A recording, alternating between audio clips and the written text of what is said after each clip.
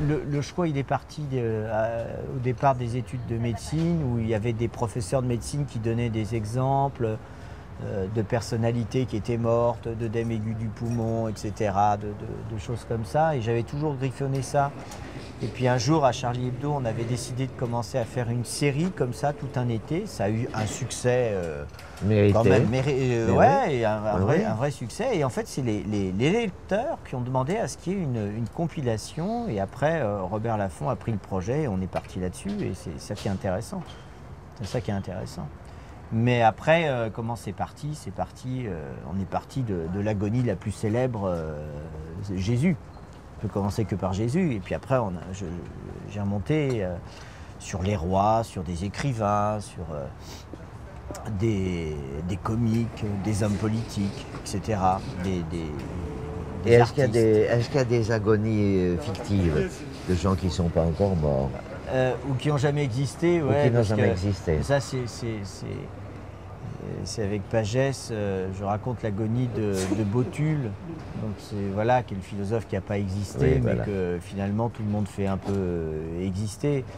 Et puis oui, j'ai raconté, parce que j'y tenais, les agonies des animaux, parce que je trouvais ça intéressant. Mais maintenant, quelle est la part de fiction dans le texte? Disons que je crois que, à force de voir beaucoup de décès dans mon métier de tous les jours, je crois pouvoir imaginer comment sont mortes toutes ces personnes et les angoisses qu'ils ont eues, qu'ils aient été rois, écrivains, politiques, chercheuses.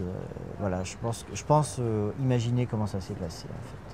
Est-ce que tu dirais qu'il y a une certaine égalité devant la mort, que tu sois roi ou un soldat de Waterloo ou un Non, grognard, non. au dernier moment? Au dernier moment, non, c'est sordide. C'est-à-dire que une fois qu'on est mort, notamment ceux à qui la mort n'appartient pas du tout, ce sont les rois.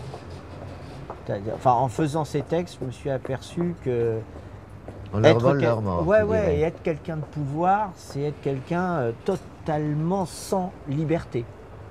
Ils exercent le pouvoir, mais ils ne sont pas libres. Tu vois les rois, leurs derniers instants mais enfin, surtout qu'en plus de ça, à l'époque, alors ils avaient des médecins, dès que le mec toussait un petit peu, hop, on lui faisait une saignée, dès qu'il était un petit peu, hop, on lui faisait un lavement.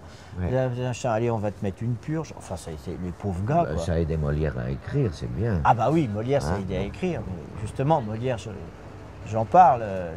Molière, c'est...